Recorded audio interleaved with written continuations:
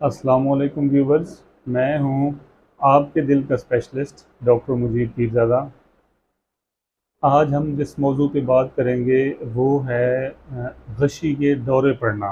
वो कौन से मरीज़ होते हैं जिनमें गशी के दौरे पड़ते हैं, मतलब सादा अल्फाज में अगर हम कहें तो वो जो बेहोशी हो जाती है मरीज़ों के अंदर, वो क्या है। जो बेहोशी होती है उसको ब्रॉडली जो हम कैटेगराइज करते हैं, और सबसे पहले जिन जो जो पॉइंट्स देखे जाते हैं कि इसको हम देखेंगे, ये इसकी वजह क्या है जो है ना। बेसिकली जब बेहोशी वाला मरीज़ आता है तो हम उसमें मोटे मोटे पॉइंट्स देखते हैं कि इधर ये कोई सिनकपी है, या कोई फालिज की कोई किस्म है, या कोई मिर्गी का झटका पड़ता है और उसकी वजह से ऐसे हो जाता है।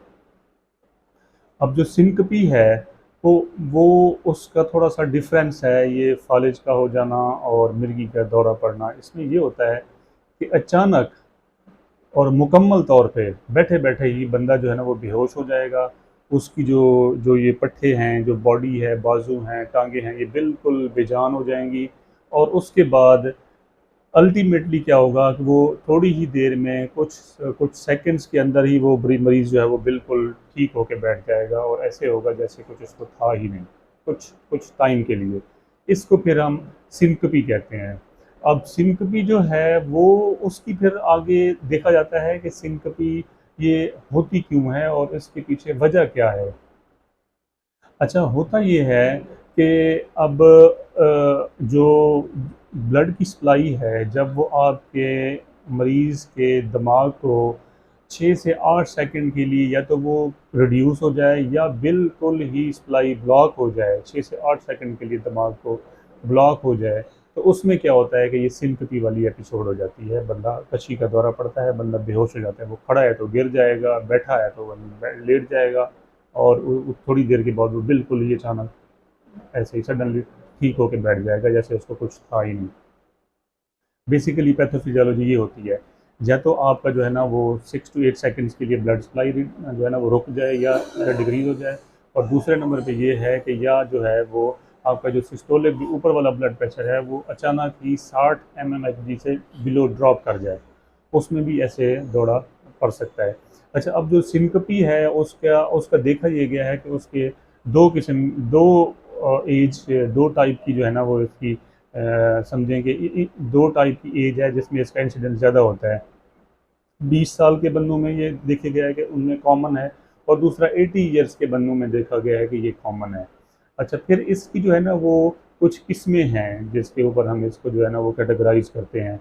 उसमें कुछ वेजो वेगल हैं, मतलब कि ज़्यादा देर खड़े रहने से, आप हॉट इन्वायरमेंट में आपको काफ़ी ज़्यादा स्वेटिंग हो गई है, कोई इमोशनल स्ट्रेस आई है, उसमें जो है ना वो बंदे को बेहोशी हो जाती है।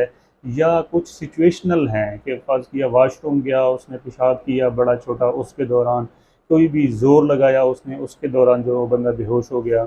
या फिर जो है ना ये जो आपके गर्दन का यहाँ कैरोटिड साइनस होता है, जो यहाँ पे कैरोटिड आपकी जो वेसल्स हैं, शरेयानें हैं, उनका उनका अगर वो प्रेस हो जाए तो उसके दौरान भी। अब होता ये है कि ये कब प्रेस होता है, शेव करते हुए। अगर ये कैरोटिड का मसला है तो वो बंदा जो है ना वो बेहोश हो जाएगा। इवन इतना सीवियर किस्म का सेंसिटिव हो जाता है कि ऐसे एक साइड पे टिल्ट करे तब भी बंदा बेहोश हो जाता है अगर कैरोटिड साइनस का मसला है। या कोई सख्त कॉलर पहना हो बंदे ने, उस दौरान भी हो सकता है। या अचानक से जो है ना वो ऊपर बाजू कर ले और उसके बाद भी जो है ना ये कैरोटिड साइनस की वजह से बंदा बेहोश हो सकता है, उसको सिनकपी हो सकती है। उसके बाद देखा ये गया ये, अच्छा, ये जो मैंने आपको बताई हैं टाइप्स ना, ये ज़्यादातर होती हैं जो जवान बंदे होते हैं, वो जो मैंने बताया था आपको कि 20 ईयर्स में होती हैं। और उसके बाद होती है आर्थोस्टैटिक हाइपोटेंशन की वजह से जो है ना वो बंदे को सिनकपी हो जाती है, बंदा बेहोश हो जाता है। वो इस तरह होता है कि जब अचानक बैठे बैठे बंदा खड़ा हो ना, तो उसमें जो है उसको गशी के दौरे पड़ते हैं और वो गिर पड़ता है। मतलब खड़े होने के विदिन 3 मिनट्स जो है ना, तो आगे फिर इसकी कैटेगरीज भी हैं। विदिन 30 सेकेंड्स वो बेहोश होता है, विदिन 3 मिनट्स बेहोश होता है, या आफ्टर 3 मिनट्स जो है ना वो बेहोश होता है। तो ये आर्थोस्टैटिक टाइप है। और ये जो टाइप है जिसमें ये दौरे पड़ते हैं, ये ज़्यादातर ओल्ड एज में, वो मैंने 80 ईयर्स वाला जो सिनेरियो बताया था उसमें फिर ये होता है कि ये ज़्यादातर वो बंदे बेहोश हो जाते हैं। अच्छा, फिर जो इसके अंदर सबसे जो अहम है जिस पे हम बात करेंगे वो है कि वो दिल की वजह से जो है ना वो बंदे को सिनकपी हो, उसको उसको वशी के दौरे पड़े, वो कौन सी सिचुएशन हैं। अब या तो आपका दिल अचानक रुक जाए, ऐसे स्टनिंग हो जाए, जिसको हम कहते हैं एसिस्टली।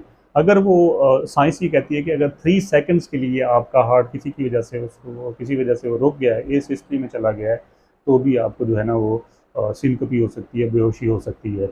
या आपकी धड़कन जो है वो बहुत ज़्यादा तेज़ हुई है, जिसको हम एसवीटी कहते हैं साइंस की ज़ुबान में, और वो 160 उसका जो धड़कन का रेट है 160 से ज़्यादा हो, तो उसमें भी जो है ना वो बेहोशी हो सकती है।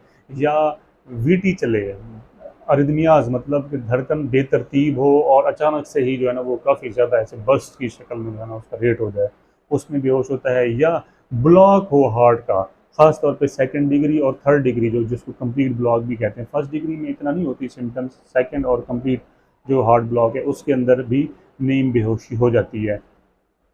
अच्छा, इसमें फिर हम देखते ये हैं कि अगर इसको तशख़ीस करने के लिए कुछ टेस्ट हैं, टिल टेबल टेस्ट है और कुछ बेसिक बेसलाइन लैब्स की जाती हैं, उसमें भी देखा जाता है।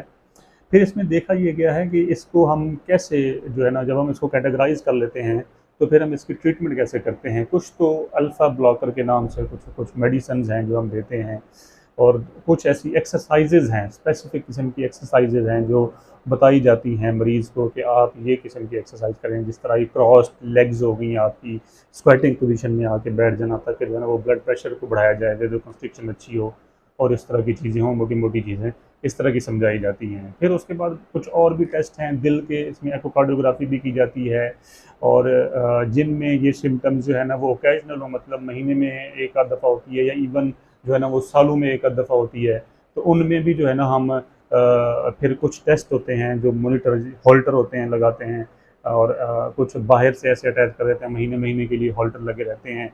कुछ जो है ना जनाब इंटरनल लूप रिकॉर्डर होते हैं जो कि 3-3 4-4 साल के लिए लगे रहते हैं, और उसमें फिर हम ये देखते हैं कि क्या इवेंट ऐसा हार्ट का हुआ जिसकी वजह से जो है ना वो बंदा बेहोश हुआ। तो इस तरह की चीज़ों के लिए अगर इस तरह का कोई आप मरीज़ है आपके आपके रिश्तेदारों में, आपके घर में, आपके दोस्त अहबाब में, तो उसे आपने गाइड करना है ताकि जो है ना वो टाइमली उसकी जो है ना वो मैनेजमेंट हो। इसके लिए कुछ प्रिकॉशंस भी होती हैं, कुछ एहतियात भी होती हैं जो मरीज़ ने करनी होती हैं, क्योंकि ये ख़तरनाक किस्म का जो है ना एक एक सीन बन जाता है जब बंदा अचानक बेहोश होता है। हो सकता है कि वो खुदा ना खास्ता कोई पानी का खाला है उसमें गिर जाए, हो सकता है वो किचन में गया और बेहोश हुआ है, और वो खुदा ना खास्ता आग आग का सीन भी बन सकता है कि वहाँ किचन में है, वॉशरूम में गया है, डोर लॉक है और वहाँ हो जाए, तो फिर भी काफ़ी मसाइल हो सकते हैं।